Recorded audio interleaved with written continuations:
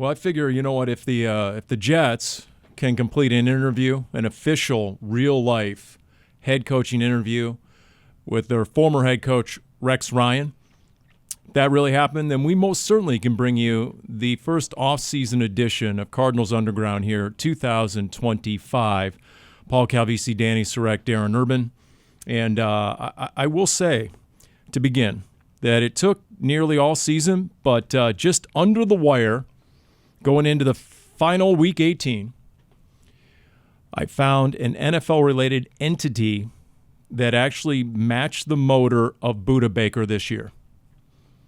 The relentless pursuit of Budda Baker was matched by only one thing that I can tell in the NFL this past season, and it would be the marketing department at NFL Sunday Ticket via YouTube TV.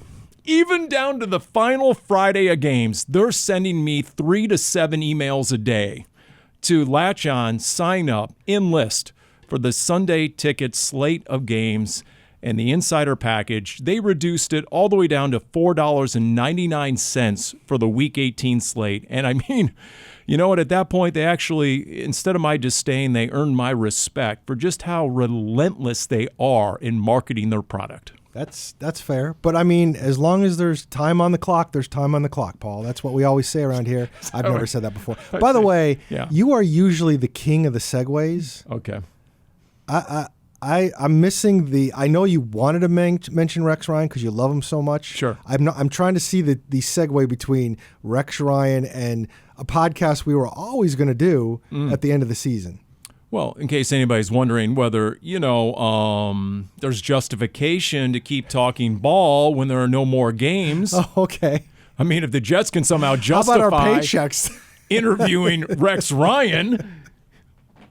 I got you. Okay. I need to peek inside the mind workings of Paul Calvisi. I guess it's my own Paulie power pole of no comprendo. Rex Ryan actually getting a real interview. NFL Sunday Ticket still just drilling me, ear-holing me with all these stinking emails right up to the last weekend of games. Are you implying that Rex Ryan would be a poor hire by the Jets? What I am implying is who isn't on the Jets interview list. Well, that's fair. I think the only names, Dani, would be that former Disney star and Spider-Man who are now engaged. What are their names again? I think if I want their names, I just look at the Jets interview list. Who is it again? Tom Holland and Zendaya. Although if Tom is going to take her last name, he might just be Tom. Tom and Zendaya. I don't think you guys got it. That was a wasted joke. Well, it's got to be a good joke to not be wasted. By the way. Interesting how you couldn't look me in the eye when you said that. Why do people have a hard time with the fact that she's taller than him? Are you taller than Tom Holland, Paul? We're playing for... If he can be Spider-Man, I mean, my goodness, say no more. I have no idea. I barely knew who the guy was until today. They secretly... What? You haven't seen any Spider-Mans? I saw like those first two that came back with whatever is... Who was Andrew Peter Garfield? Parker? No, who was Peter Parker like 20 years ago when they started redoing all the Andrew superhero Garfield movies? And I'm seeing his face. Anyway, picture his name. I bail. He has done like 6 different Spider-Man movies, Tom Holland. Is As that opposed true? to the well, 6 he's done Purge 3, movies? and then he's... Okay, that was we'll need to get to that soon enough. Yeah. He's done 3 Spider-Man movies, and he's appeared as Spider-Man in multiple I don't think I've seen all them. They secretly got engaged, reportedly, not the different Spider-Man, but Zendaya and So Tom they Holland. reportedly, good joke, has to land. They reportedly secretly got engaged between Christmas and New Year's, and then at the Golden Globes on the red carpet, Zendaya was wearing an engagement ring for the first time, and that's how everybody found out. Oh, so they haven't. What was the They're word? very, very private. Okay, but they haven't. What are you doing on Instagram if you announce something on Instagram? A hard launch. Yeah, hard launch. They are hard launching. They have not hard their launched. engagement. Yeah. No, they've hard launched their relationship a while ago. I got it. Okay. Here's a trivia question for Suns fan Darren Urban. I was at a press conference, and this is a long time ago, but there was a Suns player who was dating a famous singer. And when they signed him to a new contract, she was at the press conference, and she had mentioned they just got engaged. And she held up her hand, and she had an 11-carat diamond ring on her hand. Heavy. And I was in the way back row, and you could see it. I mean, it was. Which player was that? That's what I'm asking you. I'm trying to remember. He was an outside. He was a wing. He was a sharpshooter. It was his back in the 7 seconds or less. Quentin Richardson. Yes. And I'm trying to remember fiance who was he a was famous with. singer and entertainer. And anyway, I'm not sure they stayed together. I'll never forget the. Quentin Richardson. Yeah. By the way, later we'll get into the 4 C's. Speaking of diamonds, Maya. Is that what it says online? Yeah, that sounds about right. Are they still together? The You're going to have to give me a couple minutes. 4 C's of Marvin Harrison Jr. We'll get into a little bit later. Copper. How he no, we're talking about commerce. Diamonds. No. No, the that 4 different C's. 4 C's. Okay. Cut, clarity. That's right. Carat. And I always forget the 4th one. But for Marvin Harrison Jr., we'll get into the 4 C's a little bit later. Got it. That? All right, so I got one rant off my chest there. Let's see, a little bit later, we're going to have the results of a couple of I-Team investigations. Oh, you mean the picks for the season? No, the results I-Team. of those? We've been conducting season-long investigations Okay. into how exactly the Cardinals have unlocked Budda Baker.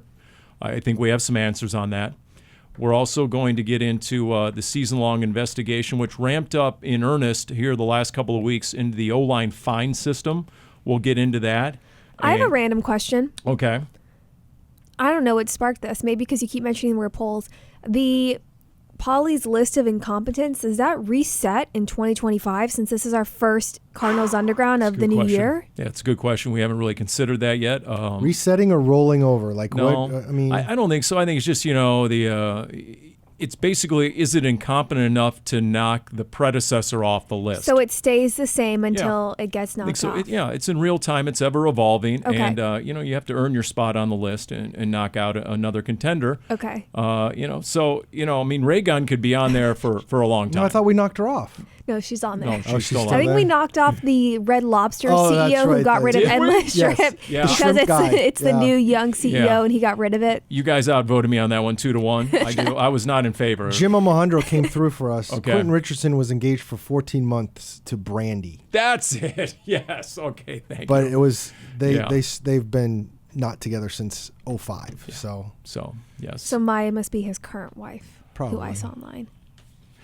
All right, I'm just going to start with the last game, and then we'll get into the offseason. Can I just say that this Sean Murphy bunting fight against Juwan Jennings, to me, was almost a metaphor for the Cardinals and the message sent to the division this year. Who's with me on this one? Because when Juwan Jennings and Starling Thomas got into it, right, and it went to the turf, and then all of a sudden the team came to his defense, most in particular Sean Murphy bunting, who made it very clear to Juwan Jennings, if you want to try that kind of bleep, you can come to my side and try it over here. And as fate would have it, the next play did require Juwan Jennings to go to that side. And let's just say the Cardinals sideline was looking at the two of them and not exactly looking at the ball, because as soon as the ball was snapped, it was like so on. But to me, in a way, that was sort of like what the Cardinals said to the NFC West this year. You know what? You got us marked down, each one of you, for 2 wins this year. You know what? Try us. Come on over here. Buckle up and try us. And the Cardinals were a deflection away from sweeping L.A., but all told, at least they went 3-3 in the division. And to me, we can talk about doubling the win total. We can talk about the home wins, and that's great. But to me, getting that foothold in the division, that's the top of that power poll. Especially coming off a year where the Cardinals didn't have a single divisional win. So to come out and be as competitive as they were on a consistent basis against all 3 divisional opponents is a big step this year. I like that metaphor of the fight, the tussles with Juwan Jennings, the 49ers receivers, and the Cardinals kind of winning that battle of, you're right, we got a little grit to us. We're a little scrappy, if you will, and competitive and going to fight. I am intrigued as to what the conversation was with head coach Jonathan Gannon and Sean Murphy bunting, because even starting at training camp, we know that fighting is not allowed, although that's between teammates. I'm not sure that I could see that as something that Gannon would necessarily, quote unquote, be okay with. I like the competitiveness, and that was something that Star Thomas had mentioned after the game, was when looking at the film, they saw Jennings have some similar tussles in weeks prior. And it was the Cardinals' mindset of, you're not going to be able to push us around. I am curious, though, what Sean Murphy-Bunting was met with in the locker room by the head coach after being disqualified for that. It's interesting because Jonathan Gannon in the post-game radio interview did, when I asked him about the incident and the fight and the ejection, he did have a line where he said, well, when you're dealing with a player who has a history of, and then he didn't finish the sentence. So yeah. Juwan Jennings plays with an edge. He's got sort of an intensity about him like an Anquan Bolden you don't see very often in receivers. But, yeah, he has a track record of taking it too far. Jennings likes that. Before he made his way off the field because he was disqualified, he was standing up on the bench, hyping up the 49ers fans behind him. The guy finished 20. He was going to end up with like 150 yards receiving in this game. He needed 72 to get to 1,000 for the year, and he finished with 50. He finished like 25 yards short. Like, I think that. And then he said after the game he was sad because he couldn't get there. I'm like, dude, you completely controlled whether you were going to be there or not. Back-to-back plays. And if you look at the sequence, Sean Murphy-Bunting ended up absolutely deserving everything he got. But as that play started, the flag came out for what Jennings did first. If Sean Murphy-Bunting would have backed off, I firmly believe Jennings gets another personal foul and the ejection, and I don't think Sean Murphy-Bunting gets ejected. Now, I understand why you would continue to fight back, but the brutal part about that was the umpire got injured. He got carted off.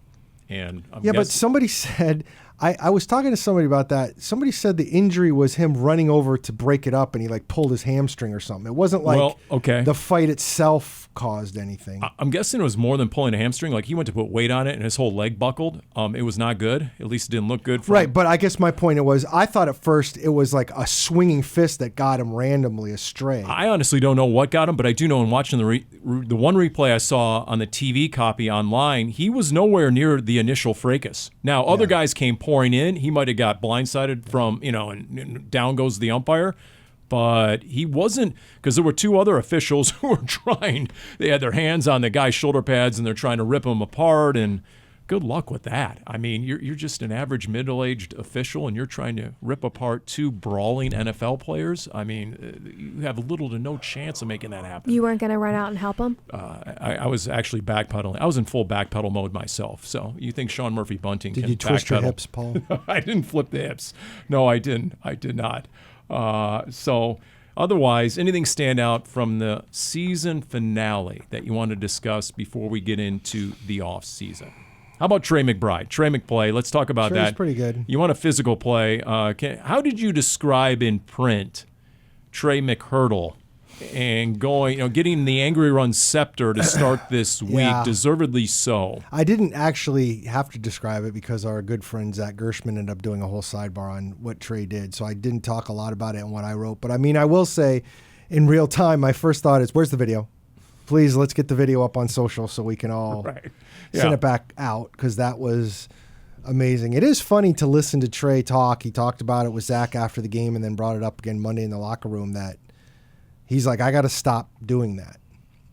And I get it. He said it once before, and he said it again, and this got a little bit more dangerous because the Brown, the player, never went low, and that could have been kind of funky. But it wasn't, because Trey McBride landed on his feet. And, oh, by the way, 4 hurdles, Cardinals 4-0 in those games. Hurdled his way right through that defender. I mean, right into the face mask. And then as the defender kind of crumbled below him, McBride landed on his feet and just carried on his merry way to a first down. He said after the game, I asked him to take us through it on the radio side, and he said, as soon as he achieved liftoff, he said to himself, oh, no, the defender's not going down. This is not going to go well. But it did go well for him. Yeah, it did. As the world's worst longboard surfer, later I thought, it's sort of like riding the nose of the surfboard, right? And then, boom, you sort of ride it, and then you get off the board on your 2 feet. I mean, that was really well done. But then, much later, I said to myself, the question should have been, Trey McBride, did you learn that football move from Sugar Sean O'Malley? Because the UFC champ and the kickboxer was in Cardinals camp earlier this year. I mean, maybe that's something he got out of the arsenal and repertoire of Sugar Sean. I do want to clarify this, though. Everybody was making the comparison to the Antonio Brown Pro Bowl thing. or we can even go back to the great Billy Sims, Once Upon a Time, which is a fabulous YouTube video. Lions Billy Sims karate kicking a Houston Oiler at the time, back in like 1978. You need to go check it out. It's not like Trey kicked the guy. He went up, and yeah, his knee ended up going in his face because the dude didn't. But it's not like he kicked it. Antonio Brown was a kicker, well, not a literal kicker, not a Chad Ryland kicker. Just clarifying. Maybe that's why I took the hit on Red Sea Report. I owned it when I went with Kick Buttkowski on the air, the old Disney cartoon, and nobody got that, and it was an epic fail. That doesn't mean anything to me. It fails again. So, okay, Trey McBride. Can I say this? When we look back on the 2024 season, I think more than anything, we'll remember it for an epic, historic year by both Trey McBride and Budda Baker.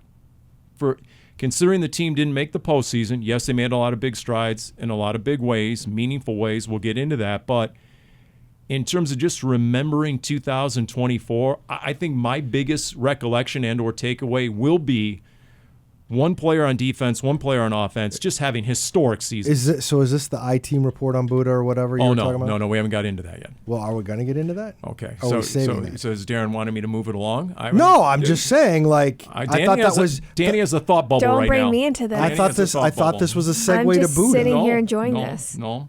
I'm just saying, do you think...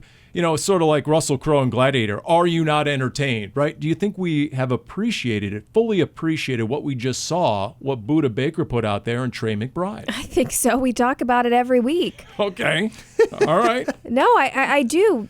Outside of just the receiving touchdowns, you can look at the stats and you can use the eye test and just see how impactful McBride was. I no longer think it is a discussion topic of, is McBride ascending? Is he one of the top tight ends? The answer is yes. Yes. He is continuing to ascend, considering this was McBride's first full season as a starter. Didn't get a lot of reps his rookie year. Started last year on the bench because Zach Ertz was the starting tight end for the Cardinals.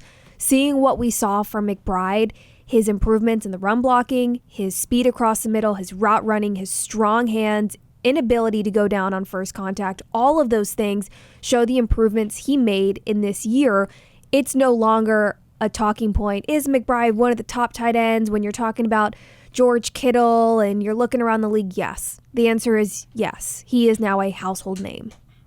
How long do you think he holds on to this title? Most catches in the first 3 years of a career by a tight end in NFL history. 2.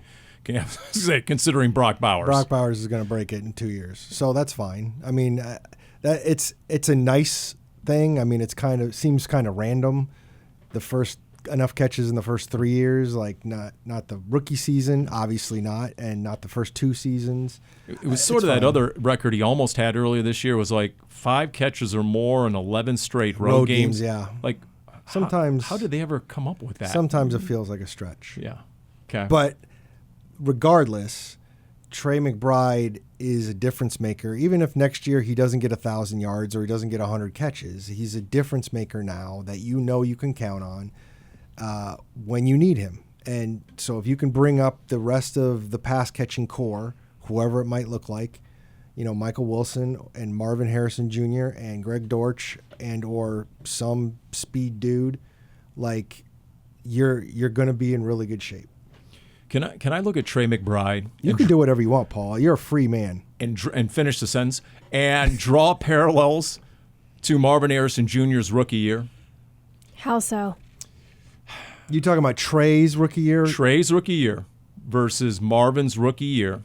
No, you cannot do whatever you want as a free man. I'm very intrigued how you're going to compare the rookie seasons of Marvin Harrison Jr. and Trey McBride when McBride had, off the top of my head, probably less than like 20 catches. Yeah. Something like that. Okay, in this way, 2 ways. One, big picture, hit zoom out, didn't meet expectations.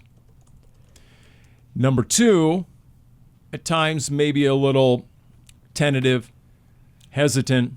Not going to go as far as using the word timid, but really adapting and acclimating, a season-long learning curve, trying to get up to the speed to match the speed and ferocity and velocity of the NFL. And that was sort of Trey McBride's rookie season.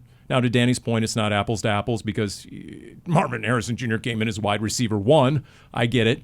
And Trey was at best tight end 2 and got limited opportunities and targets, but tight end 2 in an offense that hardly ever used more than one tight end. Originally, tight end 3, Max Williams was here with Zach Ertz. Yeah. And the only other reason I'm bringing it up is because Trey made a comment last week in talking to the media after his Pro Bowl nod where he said, it took time to get on the same page with Kyler, to learn how each other play, to read a coverage the same way, to be in the right spot at the right time for Kyler.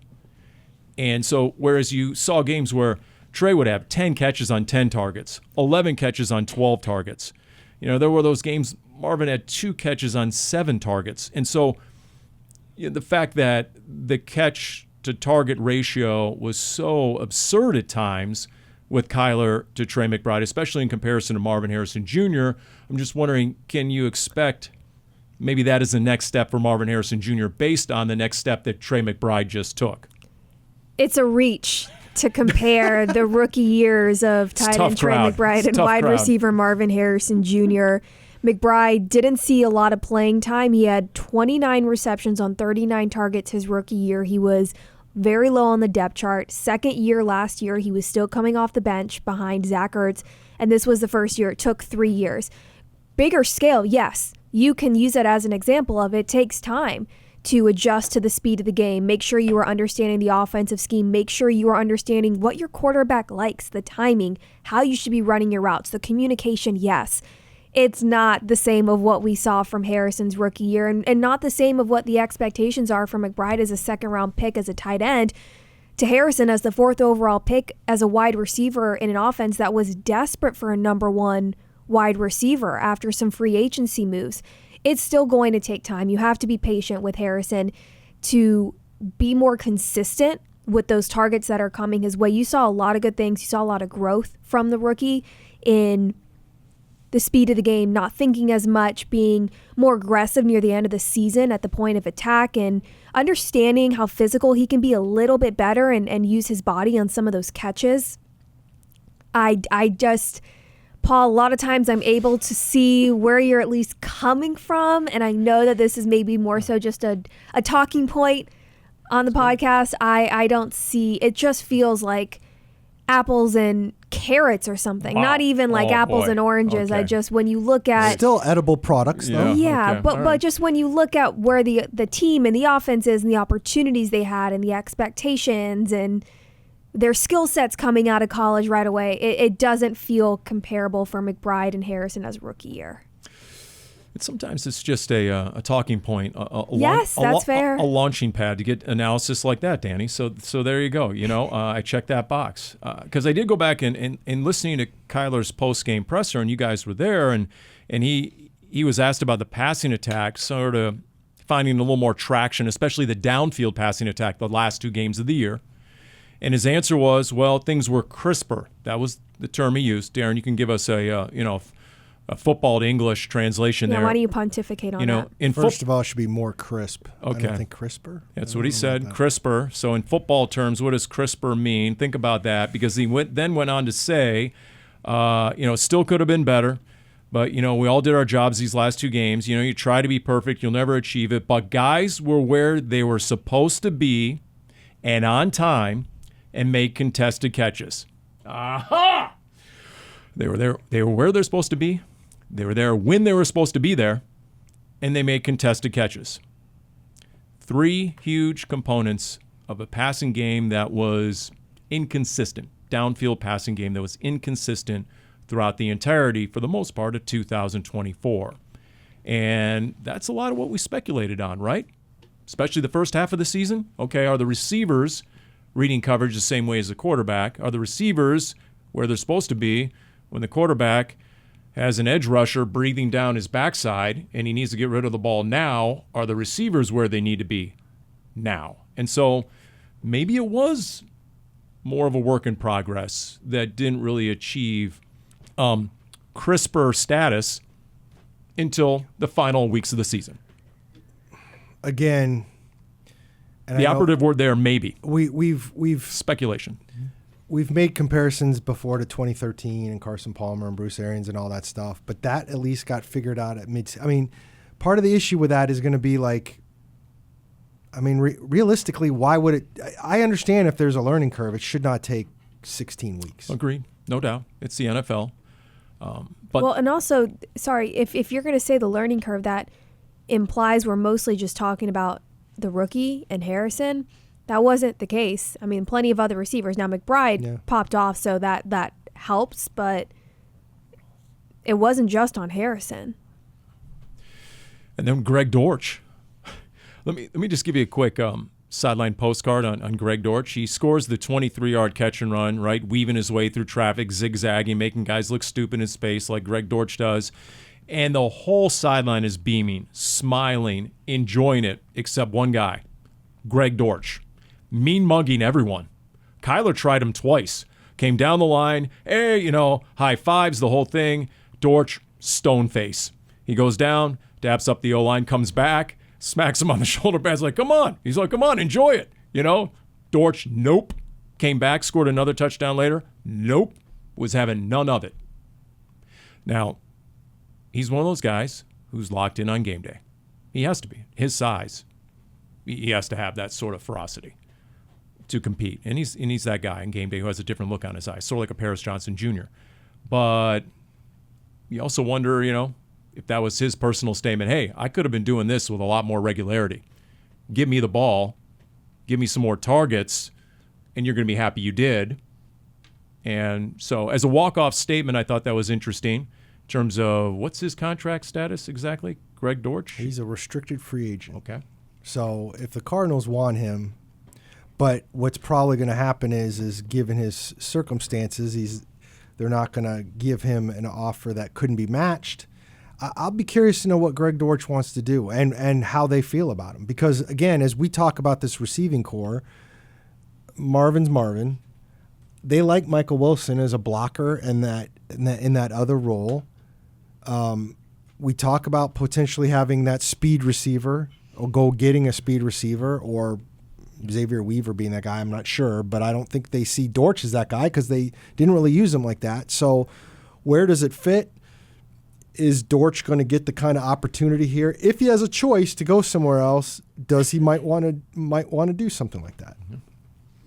And then risk, getting chemistry and relationship with a new quarterback. So, it's interesting. But to, just to play off the earlier discussion, were there more opportunities that could have been had for more receivers beyond just Marvin Harrison Jr. and Michael Wilson? Because obviously Zay Jones, and because of other reasons, Zay Jones wasn't out there the entirety of the year, but he made a couple of nice plays, a couple of nice catches in the final 2 games of the year as well. So there's that.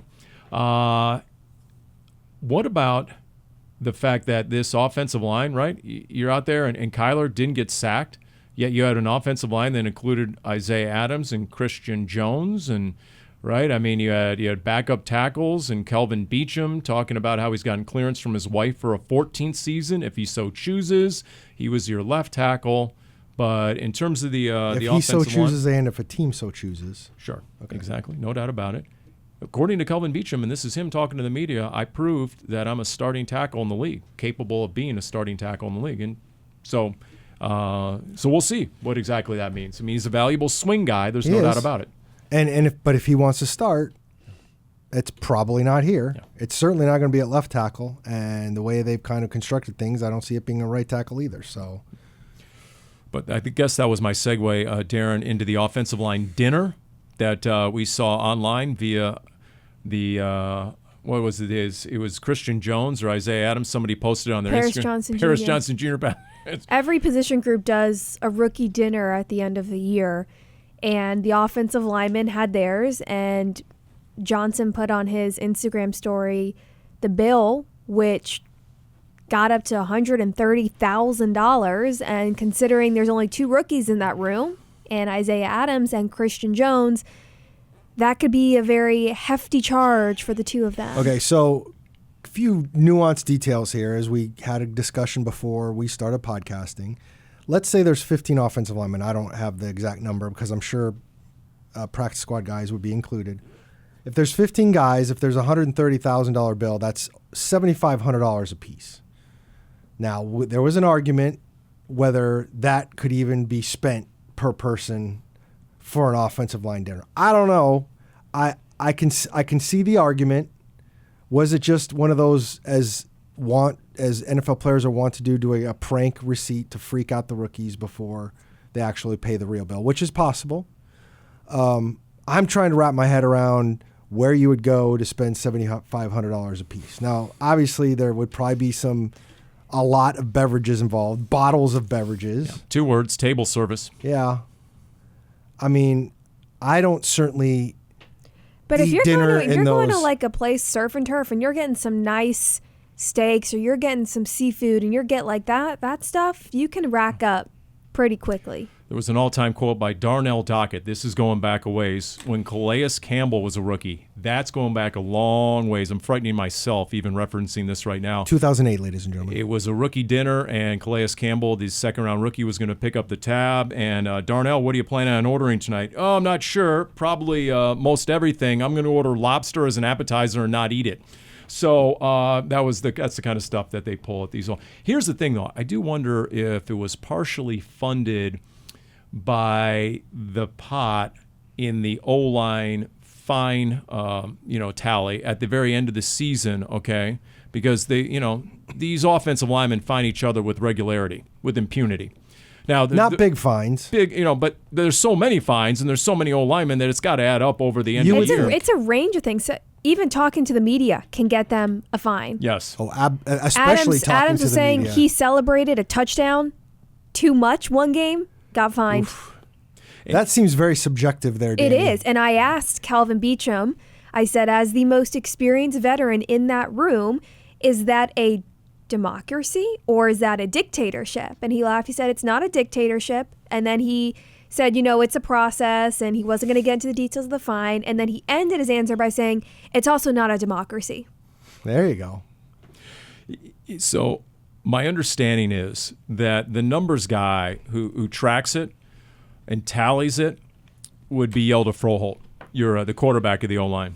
I can understand that. Okay, but when Kelvin says it's not a democracy nor a dictatorship, when there are disputes, it goes to the elder in the room, and that's Kelvin Beachum. That's my understanding. You also got to keep in mind, look, offensive linemen have got to eat. They've got to keep up their weight, and it's on the rookies as part of their duties to make sure that their position room is stocked with any sort of snacks or drinks that they want, making sure that on travel days they're showing up to the plane with food, whatever is requested. So even if that was a prank, which would have come out to what? The check being a prank. The check being a prank. That would have come out between the two rookies to what, $75,000 each? Which is a lot for guys. How much are they spending throughout the season in training camp and making sure that those veterans are fueled? There is an appeals process, by the way. Isaiah Adams, when I asked him about it at his locker, just was there ever an incident you got fined for that you appealed? And he said, yes, the one where he celebrated too hard after a Kyler touchdown. He appealed that? He took umbrage with the amount of the fine and said, come on, guys. And sounds like he was victorious in that one. Now, apparently... So it got whittled down. It didn't get erased. No, it got whittled down. Okay. Apparently, though, the elders did not appreciate Jonah Williams trying to appeal his fine for the fumble recovery, both the celebration and the number of interviews he did afterwards. He got, there was a hefty fine associated with that. The interviews I've noticed are a big thing. If we're doing a scrum in the locker room, I notice a lot of other offensive linemen are bringing out phones to videotape evidence. Sometimes if I have to interview an offensive lineman at the end, I thank them for being willing to take the fine. That's right. And if the media scrum is actually blocking another offensive lineman's locker, now that's like a double. Yeah, that's a bad Will thing. Hernandez double fined Paris Johnson Jr. last year that. because we were blocking Will's locker. So there's all that in there. But it seems to me this would be a good time to, as we get to the end of our picks, to bring this up. That we finished. Dani, I know you were not happy with how you finished. Yeah, I'm not happy with the final week. But you still picked up 3 games on Paul. I had to take some risks, and it just I didn't trust my gut enough, and I made some of the wrong choices. Like I still chose Kansas City to win, even though they weren't playing any starters, right? So I didn't have the best week. I went into it with the mindset that I was gonna finish in third. It was close. I had a few fun weeks, though. There was a fun little run there. So the final week, I went 10-5. My final total was 180 correct, 75 missed. Paul finished in second after a 6-9 final week. He went 171-84. I took 18.4 seconds to do my picks, and I went opposite. I went Costanza. I took every swing in the book in week 18. 9-6 for Dani, 169-86. So it was, had you just had like another week or two, you would have at least caught Paul. And maybe me, who knows? I will say that for those of you who are listening for The Wise Guy, we are putting that on hiatus for the time being. It will Paul pop up. threatened us if we continued it. It will. Actually, it was my therapist It was.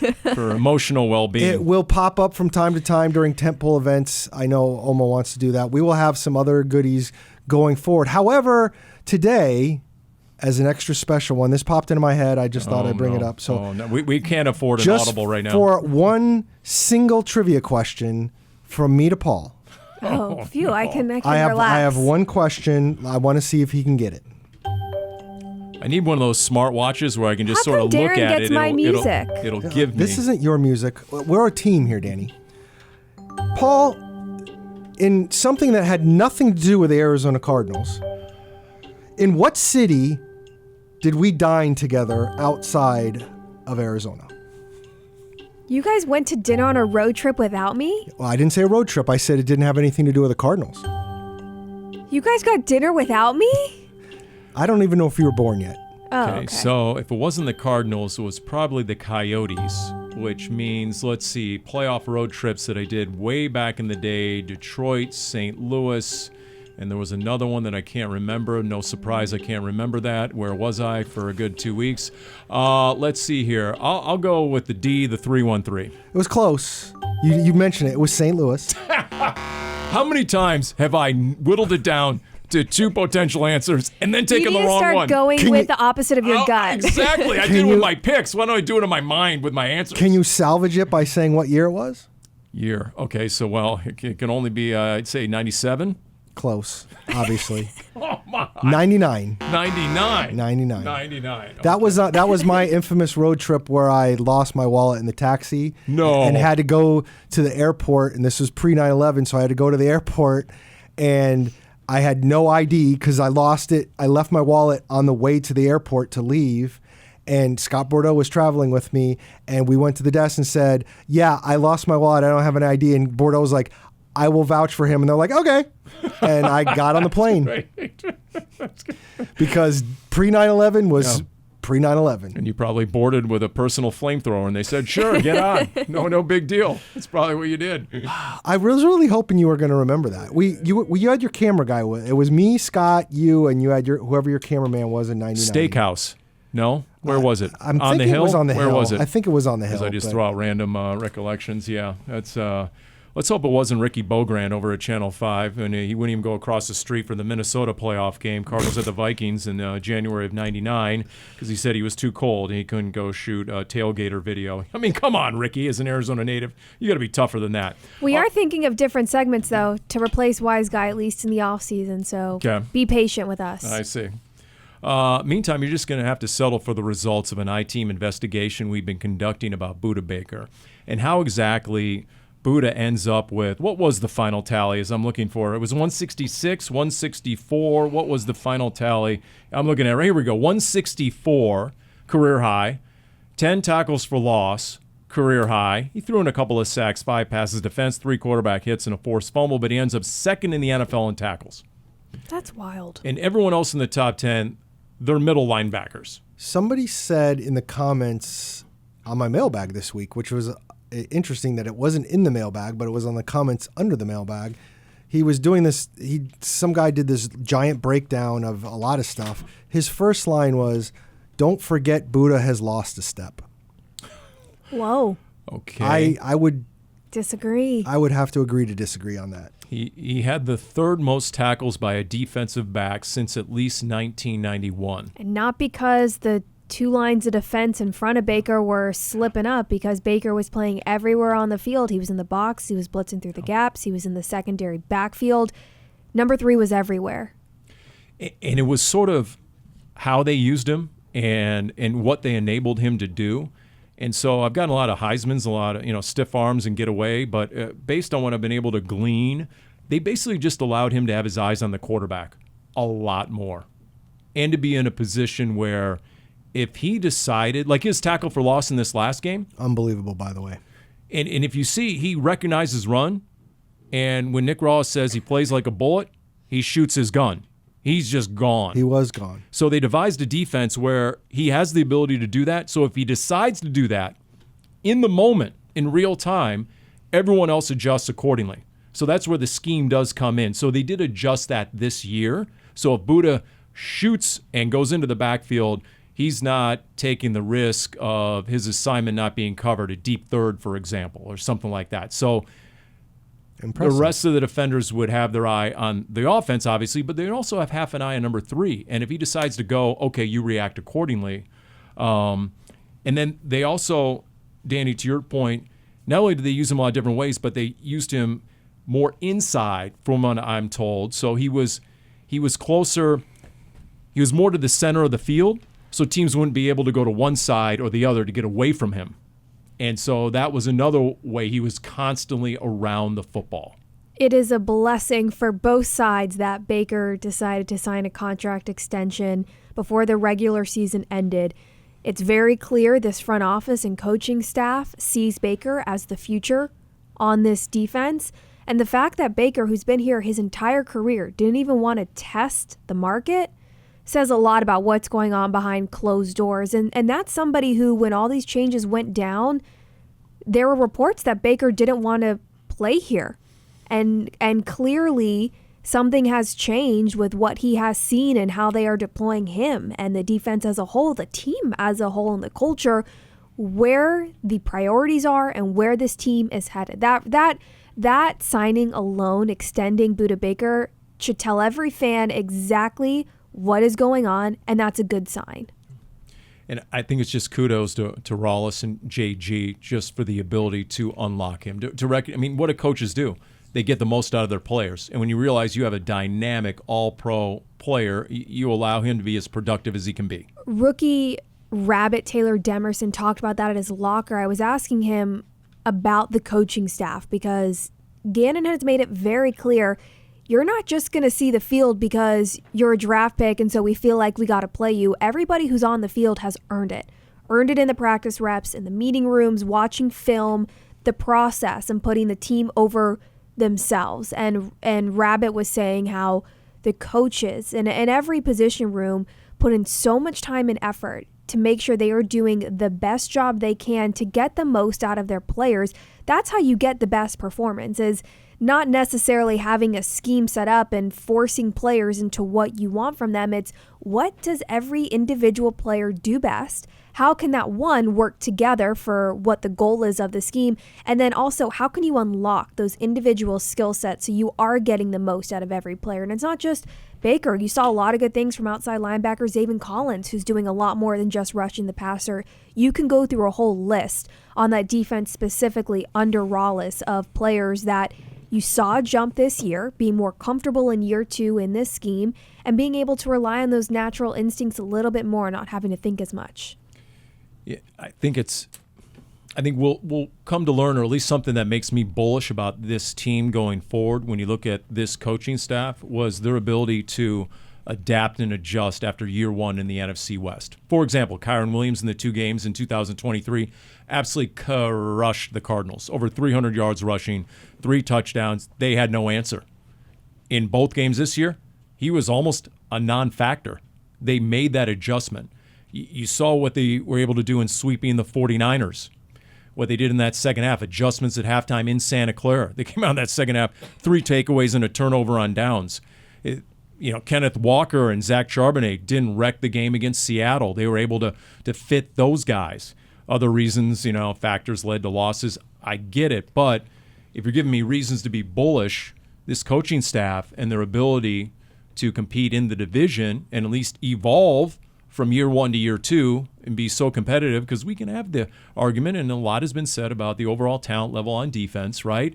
And the fact that you had 17 different guys with a sack, I would say that was out of necessity. Even Budda Baker said in his last media appearance, yeah, early in the year we had problems affecting the quarterback. We had problems fitting the run. Jonathan Gannon said earlier in the year, he was just brutally honest. He said, we've had problems stopping the run even when we loaded the box. But they were able to make those adjustments over the course of the season where it wasn't nearly the liability. And I know Wolf loved the comment from JG at his final press conference on the Monday after the season where he said, I'm disappointed we're not playing right now. That falls on me first, and it's our own doing. I also told the team in the final team meeting, the game is fair. We shouldn't be playing right now, and that's tough to take on the chin. It's very, very Parcells, your record is what you are kind of feel to it. But overall, if you want to look at 2 years of Jonathan Gannon as a Cardinals head coach, first and foremost, beyond anything, accountability. I would say that's what he's brought. Yes, he's brought more of a physical style of football, but it's that accountability. And when you hear players talk and they're in team meetings and they never know if the coach is going to call on them, so it brings that extra level of preparation. You don't want to be the guy who gets called on in a team meeting and doesn't have an answer. There's a big question mark on this defense going into the offseason. Linebacker Kyzir White. I'm sure you were the first to see this on Instagram, Paul. White posted... I was looking at classic car videos on Instagram and I stumbled into it. A carousel of photos from the season and captioned it, "Thank you, AZ." And then you look at the comments and it's all his teammates thanking him and how much they're going to miss him and to go get what he deserves.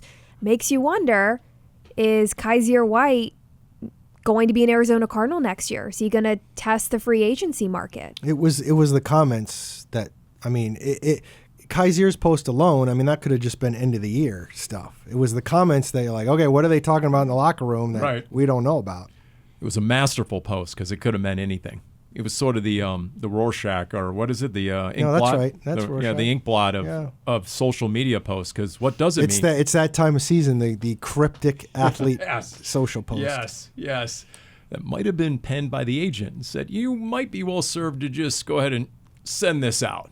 Post it accordingly. Something to keep an eye on. Yeah, give everyone something to think about, Speaking of thinking about, how about Drew Petzing getting an interview with the Bears as a head coach? Interesting. So the connection is Kevin Warren, because Kevin Warren was the president of the Vikings back in 2015 to 2019 or so when Drew Petzing was there, and they have that connection. So if someone who knows would be the current Bears president, who in between, by the way, was the Big Ten commissioner, Kevin Warren, who's a local guy. Now he owned a house in the Valley not too long ago, might still. So was he the one who tried to buy the Vikings once upon a time? Yes, him and someone else. Yeah. And then he ended up working for the Wolves, right? And so, yes. So there's a long story to that. Long. Yeah. But, the Bears' head coaching list is lengthy as well. Not the Jets, but it's pretty lengthy as well. It is. Yeah, but here's the thing.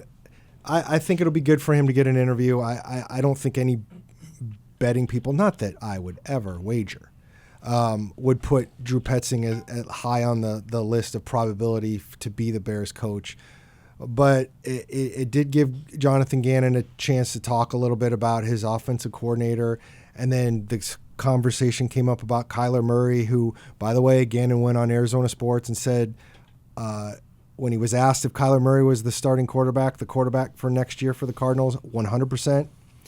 And then he did say this about Petzing and Kyler, talking about the offense for Kyler. It's tailor fit for him. It's one of the reasons I hired Drew, as in Petzing. I knew that he was the guy I wanted to play with, and I wanted the system fit in my mind to what his skill set was and is and will grow and continue to develop. So everybody who might have questions, who the quarterback is going to be around here next year, because I know there's people that are like, are they going to stick with Kyler? Yeah, they're going to stick with Kyler. And everybody who's brought up, are they going to stick with Petzing? Sure sounds like, unless he gets a head coaching job, they're going to stick with Petzing too. Do you see where the Cleveland Browns started their 40th different quarterbacks since 1999? I know the grass is always greener. And when people say, you know what, let's upgrade this position, let's upgrade that position, and there's always discussion about the quarterback. If not Kyler, then whom? And is there anywhere close to a guarantee you're going to get an upgrade? No. I mean, the job of any NFL general manager is to get better at every single position. But is it feasible or realistic, doable or plausible that you could actually go into the market this offseason and come up with a better answer at quarterback than Kyler Murray? Consistency is key for a team. So all the fans that are clamoring about the year that Marvin Harrison Jr. had, you're suggesting that you bring in a new rookie and you think that's going to help elevate his game? Just as a specific example, not even taking into account everybody else who would be affected by that. You're right. You're not going to find a better quarterback for what they want to do in this offense. And I think that you saw a good start, maybe not start because last year you did see half a season with Murray, but having the full offseason, having the full year, you could tell that Murray was comfortable and that he trusts Petzing as the offensive coordinator. Think about years prior, how many times Cardinals were having to burn timeouts because calls weren't getting sent to the quarterback in time, and there were just miscommunication, right? Yes. All of that. So you have to, take a step back and see it for what it is. And you're right. The grass is not always greener. I saw this too. I was looking for it. Here it is. Colts GM Chris Ballard, who's going to get a 9th year as the Colts GM. Ever since Andrew Luck retired, he's gone through Phillip Rivers, Carson Wentz, Matt Ryan, Nick Foles, Gardner Minshew, Joe Flacco, and Anthony Richardson. How's that going in Indianapolis? Well, we could do the shorter list. Kurt Warner retires, and you get Matt Leinart, kind of, Derek Anderson, Max Hall, Rich Bartell, John Skelton, Kevin Cobb. Oh, my goodness, yes. Until you trade for Carson Palmer. And when they traded for Carson Palmer, by the way, there were many people going, why are you trading for Carson Palmer? He's done. 7th round pick for Carson Palmer. So, again, I guess I completely understand where fans will get frustrated. Do not get me mixed up with saying otherwise. I'm not blaming fans for feeling that kind of way about Kyler Murray.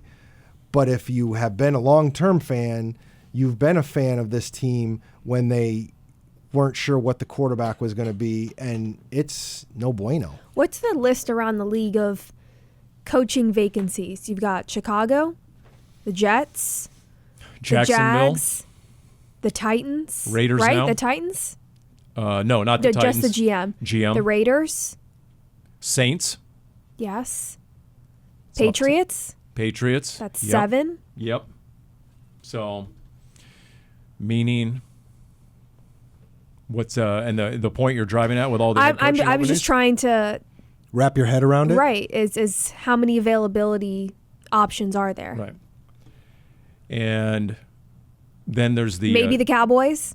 Yes. Well, Mike McCarthy's contract is coming up. If the Cowboys are up, it sure looks like that's Mike McCarthy is going to end up in a job somewhere else. And then, so if the Cowboys open, I would think one of those other openings closes, right? You would think? Maybe not. By the way, the last thought on Kyler real quick. Kelvin Beachum at his locker, and someone did ask him, about Kyler. And Beach has been, in the trust tree at different times of the last few years about Kyler. And as the elder statesman and CEO of the locker room, if you will, Kelvin Beachum said, and I have it right here, I'm proud of him, honestly, continuing to get better as a player, and he needs to continue to work on the details. As a locker room, that's something we all talk about, and we all think through, and we've all talked to improve ourselves as it pertains to the details.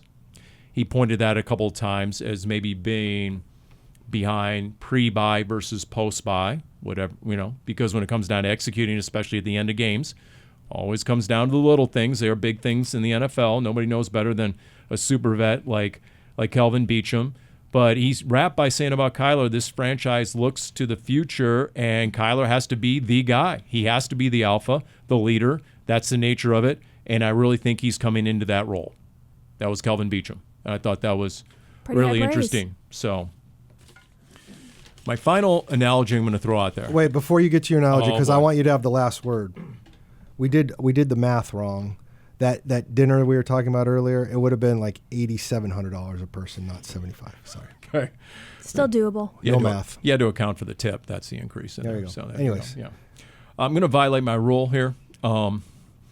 And, you have a lot of rules, Paul. Yeah, there's a pet peeve I have. I don't like when people go through, like, give you a recap of a movie, okay? But I just want to. What do you mean? Don't give you like people feel compelled to tell you about like an entire movie and give you a recap. Like, of the movie. talk about The Purge. Did you see Wicked? It was about A, B, C, D, E. Yeah. Okay. And then 13 minutes later, you're like, okay, so you're ready to fling yourself out the window, that kind of thing. So I'm wondering if I can boil this down, and because I'm going to draw an analogy to where the Cardinals are in this scene in the movie Ford versus Ferrari. Haven't seen it, Paul. Oh, I have seen that one. Well done, Dani. Thank you. Absolutely. Ask me how many times You know what I've she seen hasn't seen? Ghost. She didn't even know what Ghost was. Sounds like he's taking that poisonal a little bit. So there's a scene. It's about, as Dani knows, Darren. Sorry. It's a real life story. It is a sports story because auto racing is sports. All right, is athletics. Okay. If baseball players with hand-eye are athletes, then most definitely race car drivers are.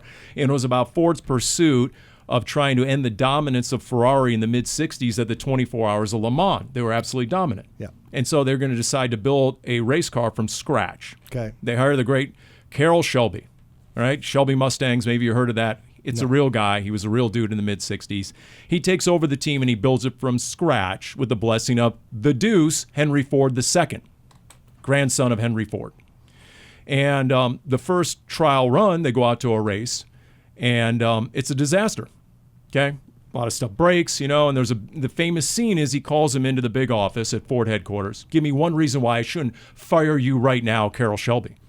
And he says to the Deuce, yeah, we had some problems with braking. We haven't learned how to corner yet.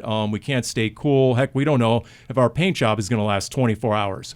But on the back straight, 23 hours into the race, we hit 218 miles per hour. And we've got Enzo Ferrari exactly where we want him. And the Deuce says, expand. Well, Enzo Ferrari ain't ever seen a car go that fast. And he knows as soon as we make the other adjustments and figure out the other little things, we've got the most important thing down. And sure enough, the next year, they took down Ferrari for the first time, and they won it 4 or 5 years in a row. You just ruined the whole movie for Darren. He'll never watch it. Even though he's from Detroit, and it should absolutely be on his list. When I was born, my father was working at the Henry Ford Museum. That's okay. It's criminal, and it's egregious on your part. My point is Dani wonders, what the heck is the point of that story? The Arizona Cardinals are a top 7 running team in the NFL, number 2 in yards per carry. They came in with the intent to be a physical team and run the ball. Sounds like 218 miles an hour to me. And they're running the ball better than any team in the NFC West, including the 49ers, including a Seahawks team with Kenneth Walker and Zach Charbonnet, including Sean McVay and Kyron Williams. They're running the ball better than any team in the division. Now they just got to figure out some of the other things, because the run game is down, and that's based on the physicality. And what are the other teams saying after they play the Cardinals? That's a physical team. And you can see in their eyes, they're like, as soon as they get some of the other things right, they build some of the other components of that team, look out. That was a really good analogy, Paul. That's my comparison.